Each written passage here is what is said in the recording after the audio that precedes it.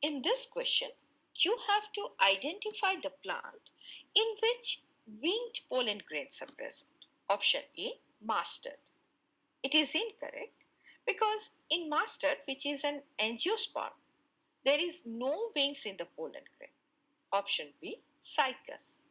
It is also incorrect because cycas, which is a gymnosperm, pollen grains are not winged but are often carried by wind or insects. Option C, Pinus. Now, in Pinus, the pollen grains have two wings that help in wind dispersal.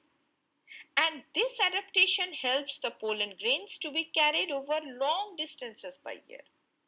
And such a characteristic feature is present in many gymnosperms. Hence, this is the correct option. Option D, mango. It is also incorrect because mango, which is an angiosperm, the pollen grains are not winged